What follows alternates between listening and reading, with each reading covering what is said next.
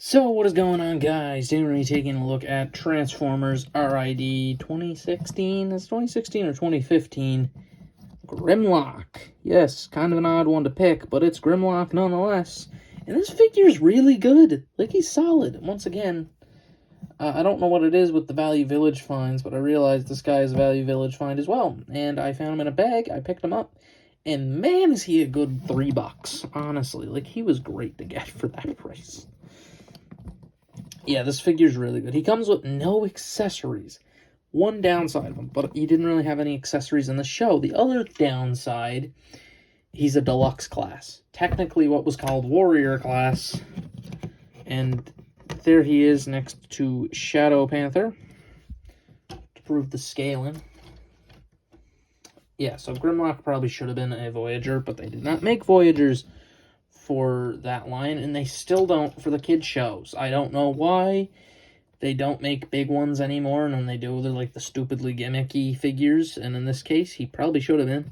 He has this thing. It's never been used, probably. I don't know. It was secondhand. It might have been used for all I know. I never used it. And as far as this figure goes, yeah, I like him a lot. Turning him around, he has your typical Grimlock kibble up the head, and of course, the little arms. His legs are a bit hollow, but not the worst. One thing I do like is that they actually had this sculpted in there, and that there.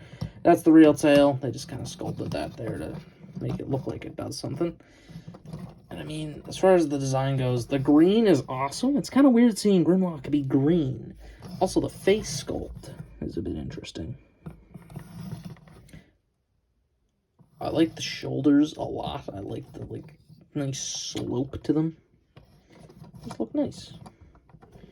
You can also fold these forward to get, or I like to call them a champ form. It's just what it is. It's just a champ form. I mean, he looks pretty decent. And I mean, his articulation's also pretty alright. Swivel in the head, but it's on this weird joint where it's super far back for some reason. Forward and back. Outward is very restricted. Elbow joint is a weird ratchet, like it's soft forward, but it's bad going backwards. Swivel, forward, back, out, swivel, and a knee. And that's it. That's all you're getting out of Grimlock's robot mode for articulation. Pretty decent, pretty alright. I mean, nothing in particular wrong with it. So, how about we get into the transformation? So to transform Grimlock, pretty easy.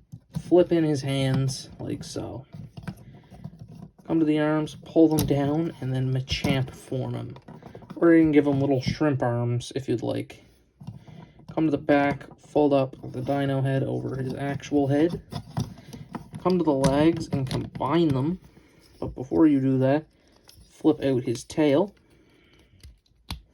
Then combine them. Unpeg these side panels.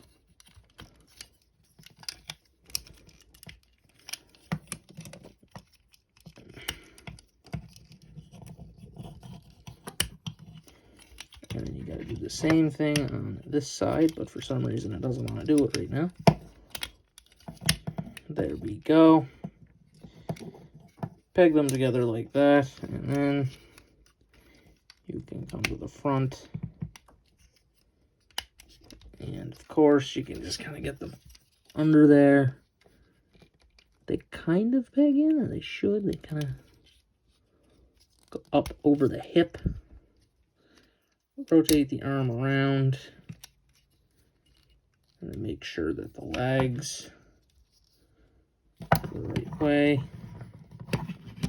Make sure everything's lined up correctly. And there's Godzilla Grimlock. He doesn't look like a T-Rex, he looks like Godzilla. And, I mean, this figure's pretty alright looking in the dino form. He also has a little lever to control the mouth, which is nice. As far as the head sculpt goes, I do like the silver and the bit of gold. And as far as the tail and everything goes, I like that. I like the way it's formed. The transformation is actually really nice, how the legs work. How they just kind of like push out and then go in, and then they form the back. And then, of course, he has the head, which, of course, is going to be going, no. As articulation, these are on a ball joint. Just to prove it, they are on a ball joint, but they can't move. They're not articulate ball joints. And the rear legs retain all of the posability of the arms. And a pretty decent show of whatever. Not really much more to talk about, so let's just get to my main thoughts on the figure. This figure is really solid for what was just a kiddie line at the time, but still had great figures in it. RID is one of those lines where it was either the most hit or miss line you've ever seen, or there was some real bangers in there. And Grimlock here, I think, is an absolute banger from that toy line. Like, he's up there with Thunderhoof. He's up there with a good few, like Megatronus. He's up there. And I don't own too many RID toys. I only own a few.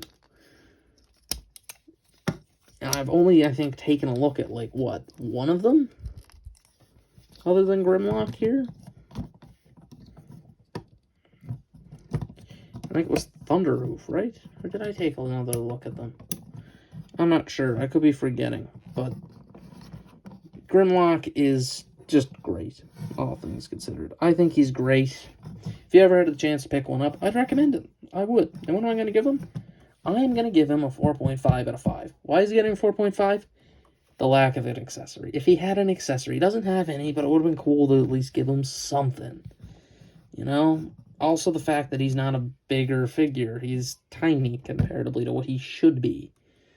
Like, he's just not as big as you'd hope. I would have liked him to be Voyager-sized. That didn't happen. Oh well. But this has been my review of RID Grimlock. This has been Eilt Elite, signing out.